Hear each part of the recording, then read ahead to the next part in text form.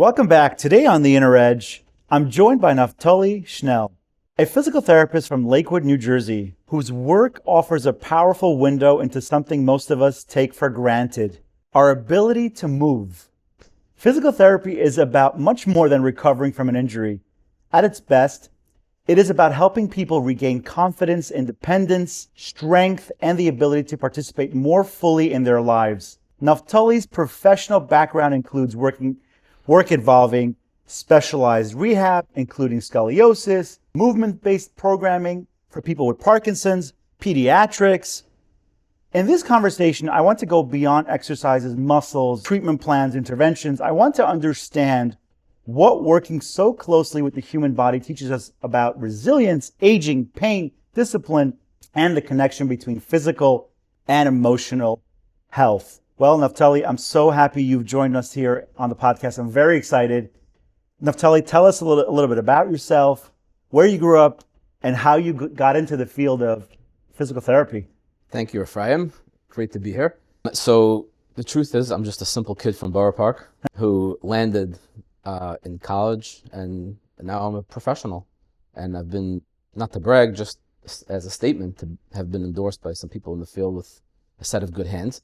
So that's by top practitioners. So thank God, Baruch Hashem, we work hard at it. We focus and try to tune into the human body in a professional way. And I'm here today. Now the story goes, my father was, Olav Hashem, was a person who had a lot of physical challenges, particularly, not sure, but thinking either severe rheumatoid arthritis or ankylosing spondylitis. And over the course of time, from at least when I was a kid, I remember my earliest images of him as having like scars down his knees. Wow. From having surgery, from, I guess whatever debridement or whatever surgery that was at that time, which would probably be somewhere around 40 years ago at this point. And then over time transitioning to HSS, where they slowly were able to do various joint replacements, such as knees, neck fusions. What else did he have? Rod in the femur, heart surgery, ankle stuff, hip replacement, amongst other things. So he was a person who had a lot of physical challenges, but as a kid, I had to help him do some of his rehab. I mean, that's where the earliest connection with this kind of work was when he had his knee replacement. I was about 15 years old, which would be about 30 years ago. Wow. In HSS. And I was responsible somewhat to stretch his knees to try to get his quads more flexible. And he would lay there on his bed in pain, and he'd just like push me more, do it.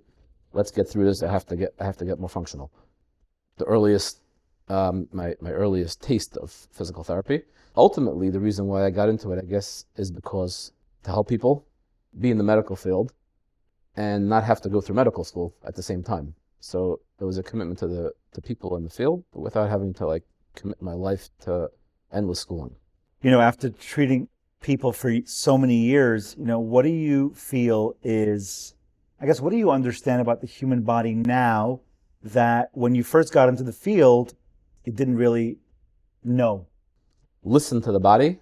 When someone approaches you, whether it's a baby or an adult, the body will tell you what it needs. You just have to know how to listen and how to tune into it. And it's going to talk to you. Obviously not with the mouth, but from the tension, from the density, from certain feeling that you have to learn over the course of time. It's going to tell you where its deficit is and what it's sort of begging to be fixed, so to say. So for anyone who's watching, really, a lot of people confuse, I'm an occupational therapist, you're a physical therapist. A lot of times people ask me, many times really, what is the main difference between occupational and physical therapists? There's a joke that I heard, and I'm not sure who told this to me, maybe a physical therapist.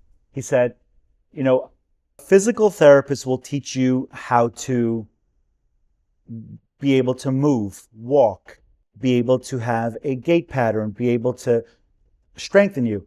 An occupational therapist will teach you how to dance. I mean, he was really making a joke, but how do you really define the differences, the overlap of physical and occupational therapy? Okay, so this is like a loaded question because it's opening up a can of worms for me, and it's going to make me step into a black hole that I don't want to go into. But the main thing is For me in pediatrics, at least, because that's where there's a lot of overlap or competition for ears and attention of parents, I guess. But the truth is, it's hard for me to define exactly what it is. But the schooling is a lot different. Yeah. And I always say, like, if, for example, if an OT is teaching gait, so do we understand what gait is in general, right? Does the parent, does the therapist, whoever it is, understand what gait is? So then I look back at my schooling and I say, okay, what's involved in walking, and what was my education with it? So in PT school, our core curriculum, obviously it taught gait, but the components of the pelvis, sacrum, the mechanics that are at the core of the body were an elective, right? So that means a PT had the option not to learn some of the information that's needed for how the body's functioning. So then I say, surely, like an OT definitely didn't get that information. And on top of that, we have PTs, we really focus in on it all day. I try not to get involved in other people's business, so to say. And then it's just, where's the focus of your mindset in your treatment? Where is your education, continuing education, and how do you build your skill set over time? And that could be the same thing with PT too, right? Yeah. Right? Just like one chef to the next, anything to the next is going to express itself differently. It's true. In its own way, right? So you're going to call up Mr. XPT and Mr. YPT, and you're going to have different experiences, right? Because each one of us is going to have our own area of interest in PT, our own thrust of what's pulling us, right? Educate ourselves, and also each one of our minds is different. Right? Yeah. So we're all going to find something a little different in how we do it. I think for me, as an occupational therapist, it's so broad, like you said, it really is a black hole, so to say, because we have so many areas we can focus on. Mental health is a big part of it, emotional health, physical health. Then you're working with children. And I think we all overlap in certain areas, education for parents. We overlap in areas of strengthening or balance. So for me personally, I really try and focus on all the areas of executive functioning, hand motor, handwriting skills, or precision skills. So clinically, I always look at just assessing where the visual processing skills are. So I really look at the upper body and mobility and all that stuff. But I do believe that working in nursing homes and hospitals and schools, there's so much of the time we have overlap. And going back to physical therapy, what can you share a little bit about your most meaningful experiences, perhaps whether it was in private practice or in the school setting, things that you felt were purposeful, meaningful, and really gave you a sense of, wow, I'm really enjoying this kind of work because I see, I guess, the fruits of your labor. So the truth is, it's hard to pinpoint like one particular case because it's been, Baruch Hashem, 19 years. Oh. So you do 19 times a couple of thousand hours a year, right? Yes. It's a lot of hours that are jumbling through my brain right now. Right. That I'm trying to unravel. But on a regular basis, it's the smile and the relief in the parents' eyes when their kid actually accomplishes what they came to you for, right? As a therapist. And instead of getting the runaround from someone who's trying to figure out their way through something, and they say, like, especially if they went to somebody else first and they were getting treatment for something over the course of time, and let's say they didn't see some success, and then you come and give them a different perspective and they're like, oh, and it actually works.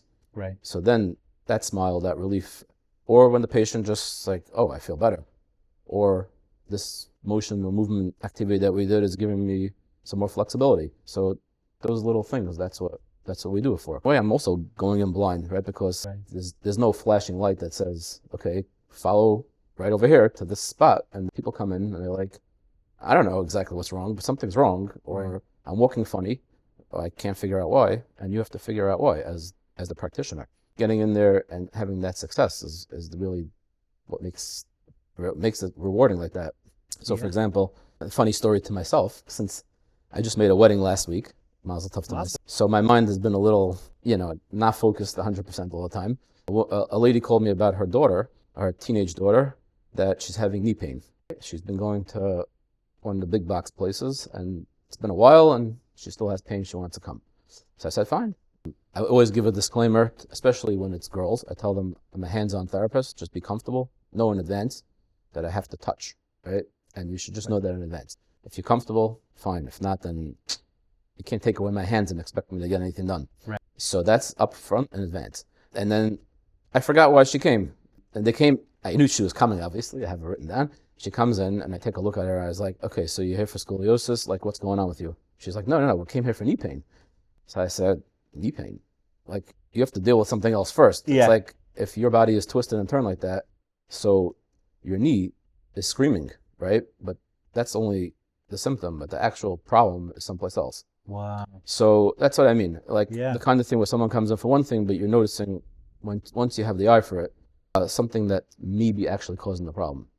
And that's what I got to reference my way back to my schooling, to Dr. Howie Makovsky. He always said, treat the area of greatest restriction, right? Area of greatest restriction. If you chase pain, you'll just chase it all day. You might not ever get to the bottom of it. But if you see something in the body that's restricted, right? So then once you treat that, a lot of times it opens and releases and allows everybody else to do their job better, because your body is the sum of its parts. So when one part is not doing its job, maybe a different part might overwork. And then it's going to start breaking down or start giving you pain, because it's saying, okay, leave me alone, I'm being abused, So when you release or relieve it of being overworked, right, slowly that dissipates. Tell us, Naftali, you have a private practice. Tell us what you see mostly, and what kind of patients do you treat, and what is if you have a niche in the physical therapy world, what is it? So I've been working with babies since day one. I'm a little bit shocked and surprised at myself that I actually ended up in pediatrics. Coming out of Turo in 2007, actually, September now is going to be 19 years, like I was saying. Wow. Yeah, I'm still a little surprised myself, right? I never expected to actually be in pediatrics. I thought I was going to do ortho, go out there and who knows what, right? And then I ended up at Kids in Shape in Borough Park with Andreas and Alyssa Kalenos. Shout out to them. Great people. I got my last rotation there, and I got a job there. Andreas got me hooked on pediatrics and his style. So a lot of babies, and people, let's take the baby category for a second, the early intervention 0 to 3 category. A lot of people think, babies are perfect, right? Babies are born, babies are perfect, babies are going to be great. Yes, obviously a baby is not going to be a baby in 5 years from now. But the question is, if you're seeing something with your baby, so then why would we, let's say, go to the doctor and say they're going to grow out of it? Which they may at some times, but maybe they'll grow into it. And that's the question, right? And that'll be the problem, because when they're, let's say, 8 months old or 10 months old, and you're seeing that something, and as they grow, the body has the ability potentially to bury whatever that something is deep inside, cover it over, and then when they're 5 years old and they're walking funny or not being able to ride their bike or scooter or clumsy or all these things, maybe it's rooted somewhere in what you saw earlier in life. Wow. So a lot of times it's hard for me to tell the past or the future, right? Because I'm only here today with whoever's in front of me. But I get these kind of situations, right, where someone comes in and says, the girl that I was talking about, the mother, she's 14 years old. The mother's telling me she always had a weak core. She has knee pain. She has, definitely a budding scoliosis or a pelvic situation. Maybe it started then, right? Because we'll get to weak core in a second, right? Yes. Put it on the side and we'll discuss it. But how do I know when it started, right? You're telling me that your child had a weak core. Everything was okay all along, but now you're seeing it so many years later. If I could address it earlier on, and I actually could address it potentially, so then those are the things that I like to dive into. And then obviously there's all the pediatric categories. You have your syndromes, which are kids are born with, right? And it's never going to go away, but we have to manage it the best we could. We have our CPs, spina bifidas, right? These are like the neurologic conditions. And then the area that I deal with the most are, like we were discussing, the healthy normals that are just something is not adding up. And that's where I like to get into. That's the world that I like to live in. Have you ever explored craniosacral therapy or MNRI or any other reflex integration? I've taken craniosacral 1, but I like it, and I think it's a great technique. But for myself personally, my own personal beat rate is right now too high to get it to do the cranial, right? Right. Because when you're doing the actual technique, you have to really be like Zen, right? You have to live in a certain level of calmness, certain tuning into the body Yes. that it's hard for me to be right now, right? So, Yeah. and you need a lot of practice for it, and you need to really fine tune your own self in order to tap into the person in front of you, especially if it's a kid who's fidgety and things like that. I find that it's very challenging. So I would have to personally practice on adults more, which I haven't had time to do. Right. No. And so I like that. I actually think it's good. Yeah, so they try to convince me to do it. I mean, I went to Dr. Moskatova's course Did you? way back when she came to America. I felt like she was trying to sales pitch me, or whoever was there, Right. to take more. And I just I got turned off. When I read some of the material, I find there's enough overlap that I could probably get whatever I need Yeah. elsewhere. My concern was that there's endless courses, and most other techniques have a fixed amount of courses, sort of.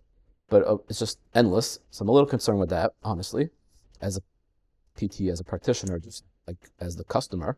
I'm also concerned that she's not a PT or an OT. She's a psychologist, I believe, or a psychiatrist, Right. or something in the Yeah. psychological field. That's right. So when someone is not in the motor field and is teaching me motor, I'm a little concerned because I'm a motor guy. I gotta Yeah.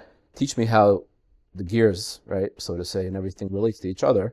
So that concerns me a little bit, especially when the demand is to be in like this endless continuing education spectrum. It's just like it doesn't end. Right. So I'm a little concerned with that. And the last thing that I'm concerned with, why I don't do it, is because it's a neurologic-based thing, MNRI, reflex integration. So if you're assuming that everything is neuro, Yeah. so then to me that means that there's a neurologic deficit happening in this child in front of me if I'm Right. using a neurologic technique. Now, my experience tells me that, thank God, Hashem does a great job, right? That the software is good, right? Most kids are not being born with neurologic deficits. So if they're not being born with neurologic deficits, why am I using a technique that's saying, by definition, I'm treating the nervous system and trying to use a reflex to elicit something that something that I'm trying to get? I think something else is more appropriate. So that's why we can dive into the weeds if you want. I wanted to actually go into a little bit about, you've been in this field for 19 years and you've seen it. I feel like you've seen so many cases. It's so easy to get burnt out in the field of pediatrics or really geriatrics or any part of the broad spectrum of therapy. How do you keep yourself not burnt out? Or if you do burn out, how do you bounce back? Well, first of all, you've seen my credit card bill lately. The truth is that, first of all, I enjoy doing it, right? And then, like I said earlier, as a detective, right? So each case has its own little quirk, right? And you try to get as many tools along the way to try to solve this mystery in front of you. And I do continuing education that I think is appropriate. Try to keep my mind working. I guess I enjoy it. And it's like each person is his own little thing. You have a little relationship with each person. Each body is telling you something a little different. A lot of times there's similar motor or similar patterns of movement deficits, but then it's not always the same. And then just repackaging. I'm a little bit, I guess, a little cerebral in my work. So it's like, it's not just staying on the surface, it's using my mind. So I'm able to do that.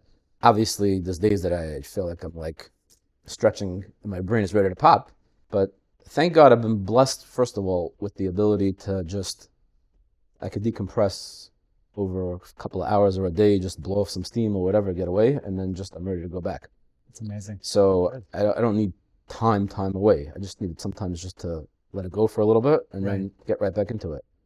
My wife and family are great. They don't really stress me out that much. So it's like life is good, Baruch Hashem. Baruch Hashem. Very good. If someone's watching this right now and they're in their 40s and 50s and they want to remain independent and functional and mobile at the age of 80, what would they do? What would they start doing now if they're not as active as they want to be? Or is there anything you can recommend?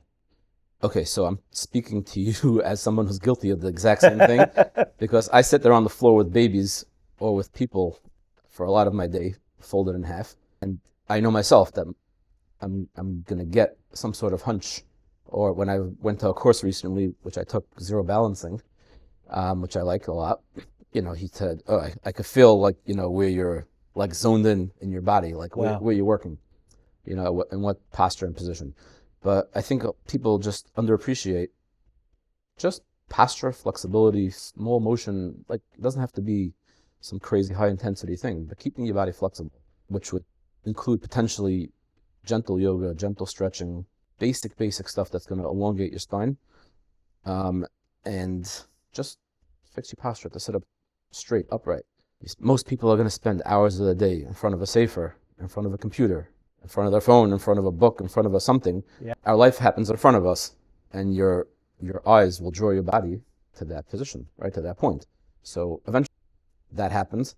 And most people, if you walk down the street and you see an older person, but when you're treating them, most people have a lot of that posture, just like a flexed C kind of curvature, and basically, Yeah. if your forward head, Mhm. so then this happens, then your head's falling down. The average person doesn't know to open their chest and sit up straight, so you just fix your neck like that, and then you drop at your chest because you fixed your neck, and you drop, and you pick your head up some more, right? So then you're gonna get a lot of strain over there, a lot of restriction over here, and the same thing's gonna happen down here. So people are folding upward, right? So their pelvis is sort of curling backwards, like the bottom of the C.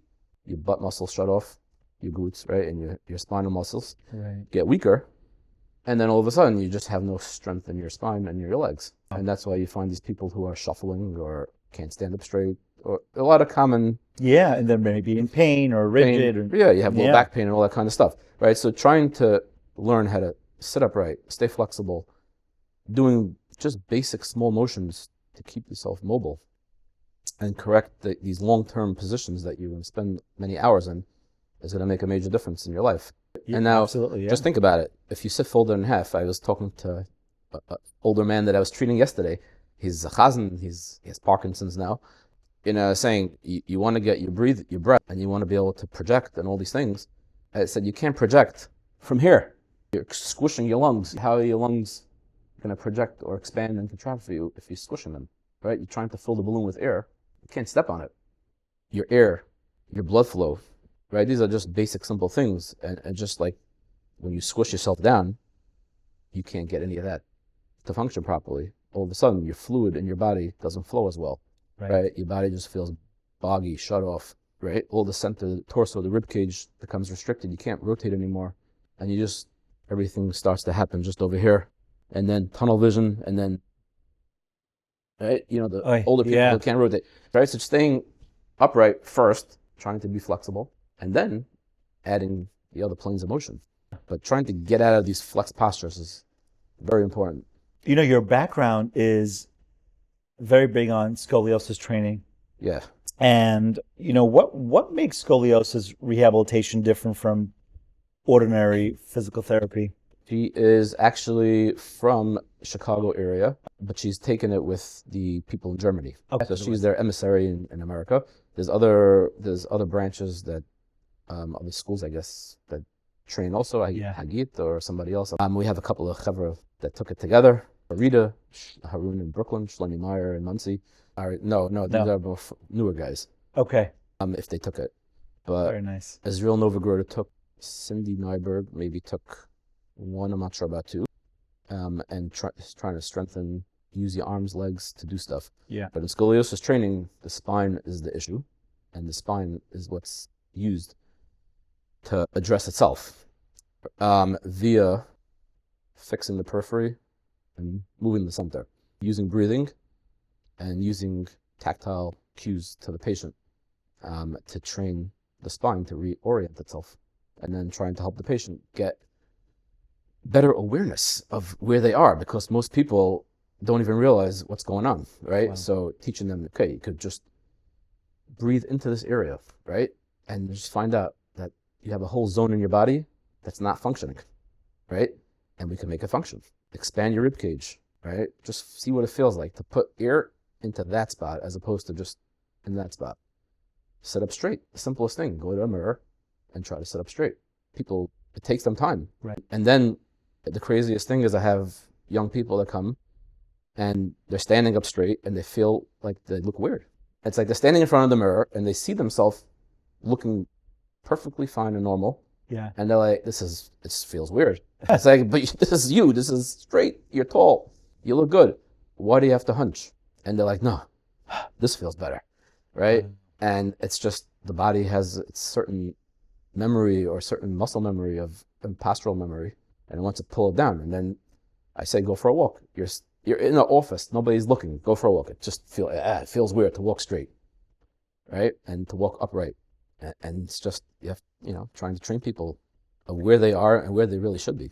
Naftali, have you ever seen somebody's progress really surprise you in therapy? Maybe there's someone you could think of that you saw them one way, then you evaluated them, and then the progress really kind of like went a completely different way that you didn't really imagine. It's sometimes, you work with people and they seem one way, and then you give them an activity and you're trying to, like you said, you see them right now. You don't know what happened before. You're just seeing them right now. So like, for example, you see somebody who's a toe walker when they're 1.5, and then at 6, 7 years old, you're seeing something else. And maybe in therapy, you're able to do things that was able to help them with their gait pattern or with something else. So number one is I try not to have them for that many years. We try to fix discharge them, right? And be done within a few months. For whatever reason, parents, they'll go to OT for 5 years, but for PT, it's like, whoa, The shock is that the body actually responds. It's like, that's what I was saying earlier. The shock to myself is that when I actually do the correct thing, that it works. And it bothers me when I think I'm doing the right thing, right, and I'm not getting my answer. So that's where I have to hunt around and try to, because I have people that bothers me that then I'm not getting progress. But one person that I'm thinking of particularly had a lot of comorbidities, an older person that I'm working with who had severe osteoarthritis in their knee before they had a stroke. And then they had a stroke on the same side. Oh, wow. And now they're stuck, right? Because they can't get the knee replacement. They can't get the function. And on top of that, they also have depression or things like that are overlaying their desire to keep on pushing. So, you get layers and layers. So, I got to step in and be a little bit of a therapist, a little bit of the other type of therapist, and try to keep them motivated and just see the positive. And that's where sometimes like people have to be guided to like see what you actually could do. I know that you once had a leg or an arm that was working, right? But realize that you actually had a major leak inside your brain, right? And it's a severe thing. Thank God you're alive. It's like you have grandchildren, you have great-grandchildren. I mean, it's easy to speak, right? But this is how I have to address people. It's like there's so much life that you could have, and think about the fact that your arm actually does reach forward, but you decided that it doesn't work anymore. But it does work. So work it. I know it's hard, but try to use as much as you could and try to keep it active. And then you got another person and they're chipper and they're like, okay, let's see as much as I could do and this and that. So it's one person to the next. You could be like changing lanes, pretty quickly, switching gears. You think of the emotional health of a person in terms of how they see the life, positivity, just their overall being impacts the therapy that you do? Yeah, for sure. A person's demeanor is going to express itself in their body, right? So someone who's uptight, it's like you feel like you could crack them in half, and it's like, 1 second, how are we going to do anything? Right. You got to calm down and just like take a deep breath, right? So someone who's tense, like I said, the body doesn't lie, right? You're going to go put your hands on them and you're like, okay, come on. The body keeps the score, right? The body keeps the score. The body does not lie. It's there somewhere. And, once you start feeling around for it, it's like, okay, why are you so tense? You can't hide it from me. Yeah. Right? Maybe you look like a power broker somewhere, but like, what's going on here? But the same thing with kids, right? They also get tense. Babies get tense. It's like, hello, how are you, little kid? And I'm starting to push you around. It's like, they leave me alone, right? So kids have the same response as adults. So it's really sometimes it's just honestly not my fault. I'm potchering around with them, Right. so they're gonna react. But I'm being very nice as much as I could. How do you deal with that? So dealing with that is that really consciously over time, I'm trying to take a step back, learning from older practitioners between craniosacral and all the other hands-on techniques that they say, be gentle but effective at the same time. So I've tried to keep my hammer in my toolbox and use other tools, right? And then, which means also taking the techniques that I've learned and trying to modify them and just like slow down, right? So lately my approach has been, or more than lately, follow the movement pattern. What's the area of greatest restriction? This is with babies, even with adults sometimes, but babies for sure. Where's the chain that's not working out? What chain of motion or movement is not connected, I guess, Right. to make a seamless pattern in the kid's body? Gently address it, get them moving, and then sometimes, voila, they start moving, right? Right. Just every motion, every movement has a component, a bunch of components within it. It's somewhere in here. It's in you, it's in me. If I pick up my arm, right, something just made my arm raise itself or lift itself. So I have to know as a therapist what makes that happen and try to figure out why it's not happening. So the same thing with little kids. If you're supposed to be propping, crawling, standing, something inside of you makes it happen. And something's blocking. Something's blocking it from happening. So then it's not a ball and it's not a toy, right? It's something in there that's making it not happen. So then that's what I was saying, referencing my investigative skills. That's what keeps me fresh as well. And the emotional part of it, so it's hard with kids. Believe me, if the phone rings in my house, I go crazy too, you know? It's like, Right. But as soon as it's someone else's kid that's crying, I'm able to tune it out for somewhat. A kid who's thrashing, okay, take a break, it's like, Right. calm down, catch your breath. But I know I'm being nice to them, right? So if you approach a kid like that, right? So then, of course, they're being attacked. Why would they want to respond to you? Right. Like that. Right. So then it's soft hands, tactile, right? The contact Yeah. of their body is Yeah. much softer. You know you're not hurting them, at least I do. And it's a purposeful connection with them. And they know it too. They're just like, get off me. But over time, it's like, if the kid's there long enough, over a course of a few months, generally they calm down. Absolutely. And they realize and appreciate what you're doing with them and for them. I love what you said. I think for me also, I can relate to you. It's building that relationship with the child or adult, but for children mostly, they need to feel safe. They need to feel like, there's some kind of relationship. And once I build that relationship, I'm able to really take away all the other layers and then go into see what they need, what their needs are, and how I can clinically treat it. So I believe that when a child that I see personally, I don't know if you can relate to this, if there's a behavioral component that's blocking any of what I can do, it makes my job a lot more challenging. So the behavioral aspect of I'm working with a child who has a behavioral challenge, and on top of that, stuff that's, I have to get through. For me personally, I don't know if you can agree with or relate, but I find it more challenging. I need a lot more patience. I need a lot more time to really sift through the behavior and then go in directly and deal with the underlying challenges. So yeah, with school, it's more school-age kids, where like 3 to 5 plus, where they have the mind of their own, and it's like first we have to agree, right, and do the work, and then we can start doing the work. But they're doing their thing, and we're trying to get our own thing done, and it's just like we're never meeting, right? Yeah. So that's hard. One-on-one, I find it's a little better sometimes. You kibitz around with them, you joke around with them, you get them to be your friend, and then they're like, okay, we'll find something to do. Sometimes you have to do something you didn't want to do, but just to, hook them in and get them to start working, and then you can just guide them into what you want to accomplish. In a group setting, the same kid who's an angel with you turns into a devil, and he needs his attention, he likes to instigate, and then all of a sudden everybody turns against you. You have 5 kids dancing on your head and around you. It's just, could get a little more challenging. Yeah, definitely.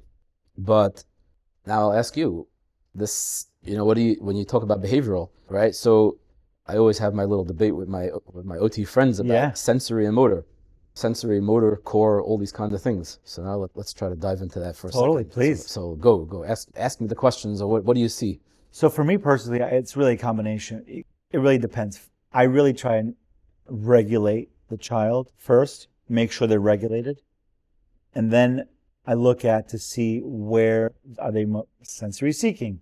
Are they sensory avoiding? Some kids are, they have difficulties and challenges in those areas. What do you see personally? Right. So that's the hard part for me. It's like sensory is just I shut my brain off. Like as soon as I hear the word sensory, I go like, you know, even PTs, they're just like they like to regulate kids, they like to calm them down, be their friend, and all these things. I guess I just never learned how to do it. It's just not my thing. So if you see a child who's got a lot of energy and they could seem that they're dysregulated and they're like riling up other kids in the class, I would say, for me personally, what I see that helps that child, let's just say I'm doing therapy, I take them out of class. All my activities are going to be based around, okay, how do I make sure to bring down, let's say the child's at a 9, 10 in terms of their energy levels. There's nothing wrong with that, but let's just say that it's disrupting the class or it's impacting them. They're not able to learn. And somebody could say, oh, this child is ADD or they're having, but some people might say, no, their sensory system is maybe overloaded or maybe they're just an active child. So I do activities that would bring down, calming activities that would try and bring them down to level 4 or 5. And that could include really so many things. So again, it's really working with what you have at the time. So you have to like pull out different tools at different times. I don't know if you can agree. So it depends on the kid. Right. Let's say with a baby who's just riled up, right? Right. So sometimes it's just their fight or flight reaction is just kicking in, and it's like, okay, I could sit here you came to me to help your kid roll over, crawl, stand, whatever. Yeah. I'm not going to sit with them and just rub them with a wand, with a brush or whatever for the next half hour till they calm down. That is true. Right. So it's always like this balancing act. Like you came for this reason, and especially if they're paying privately.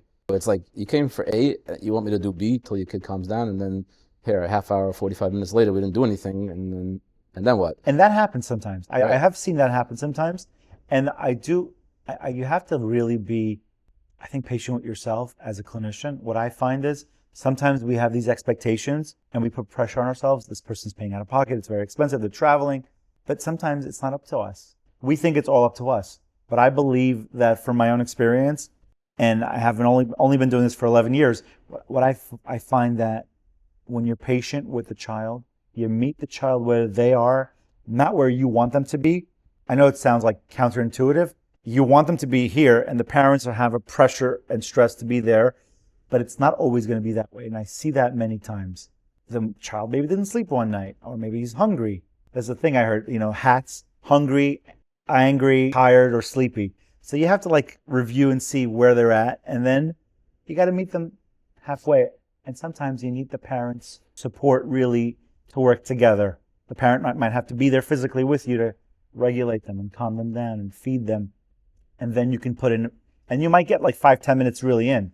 And sometimes it's frustrating, but then again, being, compassionate and patient with yourself is what I find works. Right. So, okay, it's taking me time. Maybe one day I'll get there. Yeah, no, for sure. And at least I know that my body's not tense, and I'm not being stressful in my treatment, relaxed and purposeful. Yeah. And the kids reacting how they react. Especially with babies. Older kids, generally, there's a way, right? You engage them, there's more of a mind at that point, and the behavior could calm down. Yeah. Babies is a bigger challenge.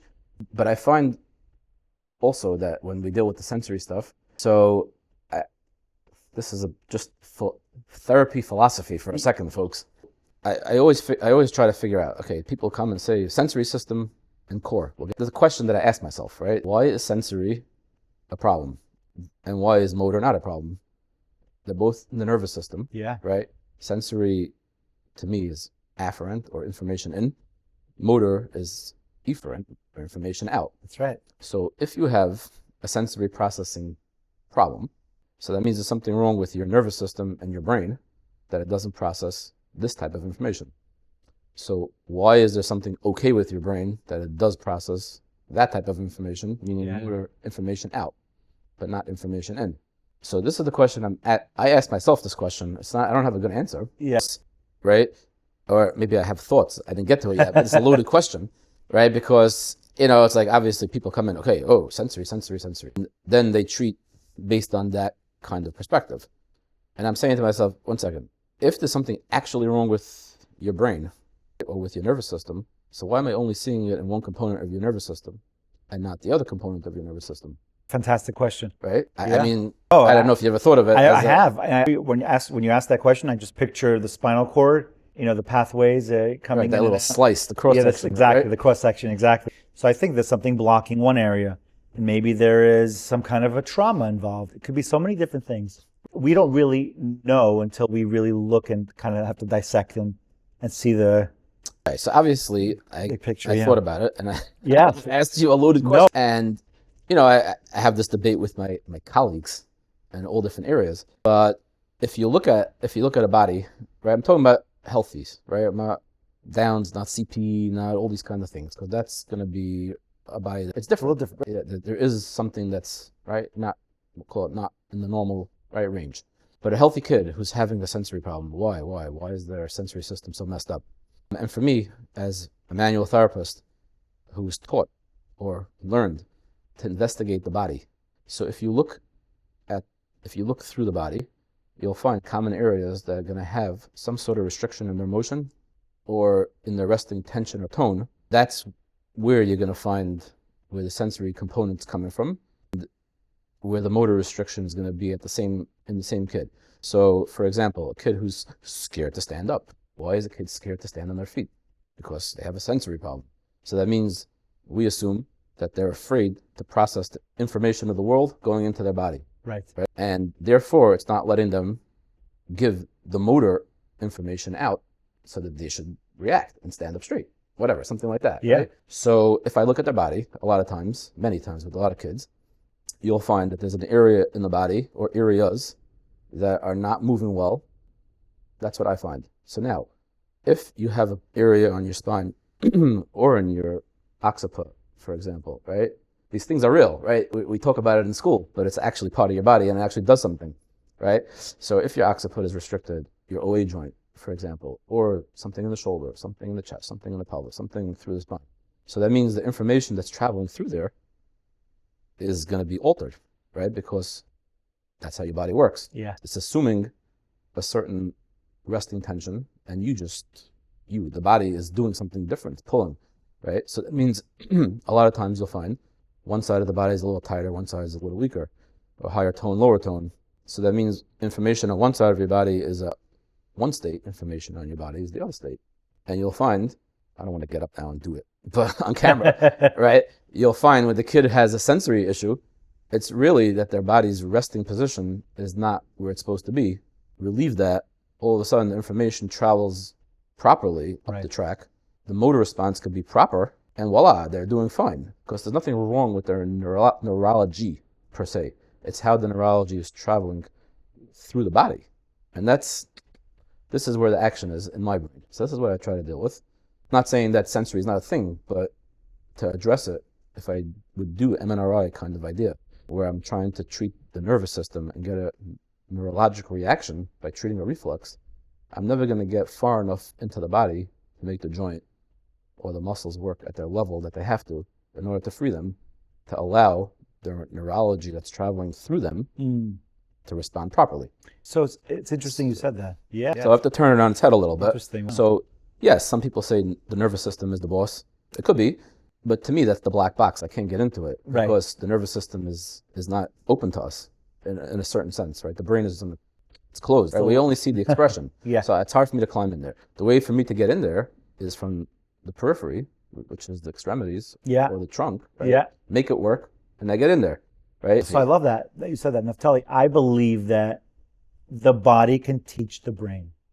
The body can teach the brain by what you said. I think you are educating the brain by doing certain activities with the extremities. You're sending back those neural pathways to the brain, and the brain is plastic. It's constantly changing. So you are making those changes in the nervous system. So there's a few ways to do it. Like, there's craniosacral.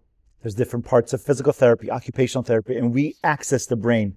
I think part of the work that you do and I do, we really work on what's the word? I forget the word, but it's I'm blanking out on the terminology, but it's really accessing the neural pathways and making changes, hopefully in a positive way. Yeah, for sure. I mean, I always think about it, like to tell people, if you go to the cleaners and they press your shirt Yeah, nice and fresh, and you put it on a nice crisp hanger, right? Nice and healthy hanger, yeah, your shirt looks great. absolutely. You take the same shirt and you put it on a broken hanger, it's going to hang droopy, right, inside, right, on your, right, in your closet. Do you have to send it back to the cleaners to get pressed again? No, it was just pressed. There's nothing wrong with the Right. shirt. Right? The hanger's the problem. So if you keep on pressing it over and over again, you still not, and you put it back on the old crooked hanger, broken hanger, Wow. it's not gonna get straighter. I love that. Right? Yeah. So that's where my philosophy is. Try to get that hanger straightened out, and then all of a sudden, oh, your shirt looks good again. Yeah. Right? So that kind of idea where you try to get internal Love that. straightened out. I love that. Do you believe that after a session, somebody comes to you and they're working on a specific thing, whether it's in school setting, private practice, do you believe in giving them some kind of, home exercise program? Yes, parents, you're guilty as charged. Okay?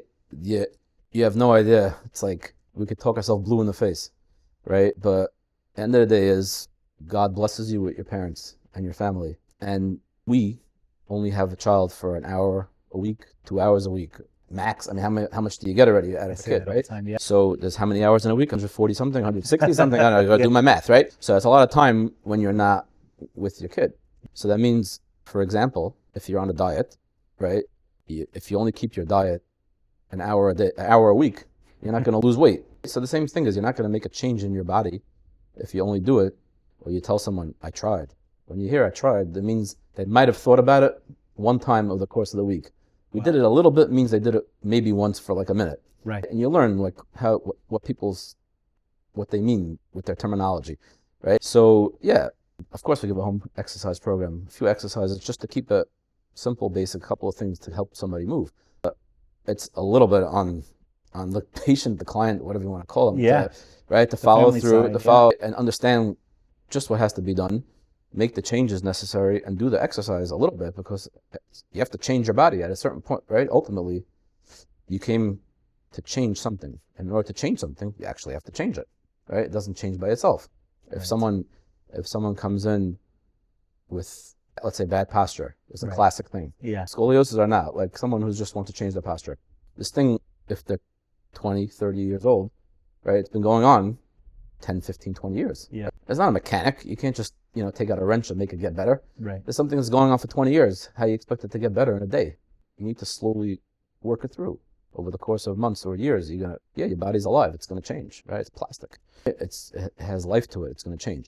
But you have to actually do it slowly. I mean, the girl who had knee pain is going to therapy for a year and still has pain, so obviously something has to change. The exercises could be amazing, but obviously it's not getting to the root of the problem. People have to practice. Yeah. No, absolutely. Got to put in the reps. In closing, Naftali, if you can leave our listeners in the pediatric world, geriatric world, really all around the physical therapy world, with one piece of advice to keep, what would you say?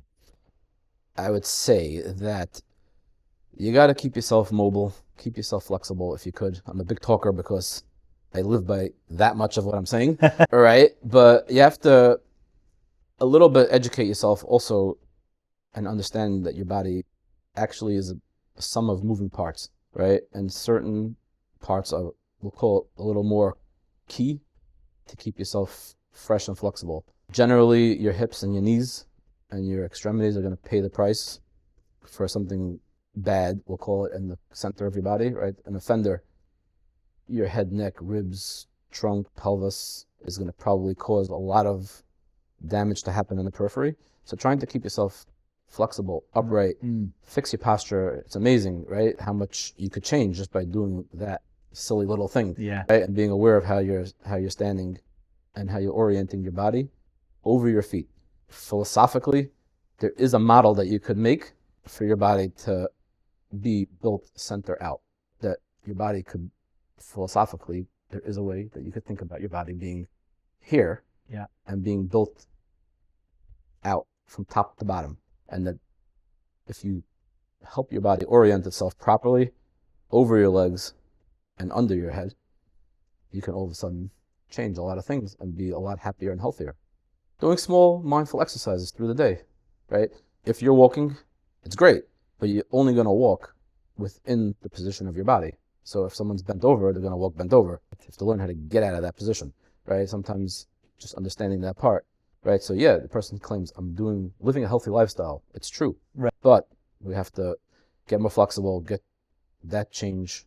And then, wow, we should all be gesund. That's the main thing. Thank you right? so much. Thank you. And just understand that babies are born from a tight package, right? The womb is small. Mothers could be smaller. Babies could be bigger than the mother, right? And then that whole kind of thing, just to understand the pediatric world, right? The doctors are going to tell you this and that. Everything is true. However, your eyes don't lie to you. They're not deceiving you. A lot of times something is not wrong, but something could be corrected in your baby to help them get where they need to be better, right? And if your kid is walking funny, pronated feet, 1 foot this way, 1 foot that way, spine, trunk, legs, stories, right? Yeah. Running through it really quick. If your baby's not crawling, I know the CDC says one thing, but come on, you got to crawl. It's important for the joints to develop their proper shape and contour and ossification, and before they ossify and seal up. So all these things are important. A lot of times, like I said earlier, you may be growing into a problem instead of growing out of a problem. If you're not seeing changes over probably within 6 months with your kid, something is not addressed properly. Be an educated consumer.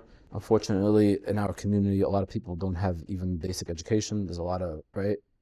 For whatever reason, yeshivas, at least my kids' high school education is not always the best. So educate yourself a little bit. Be aware when there's a herd mentality. Sometimes it's not necessarily the right thing. It's just like everybody's, okay, we're all going to do the same thing now. Right. Hope that it works. Just, end of the day is you're responsible a little bit for your own choices. So try to educate yourself. There's good people out there, and then there's better people out there, right? So, Naftali, to help us.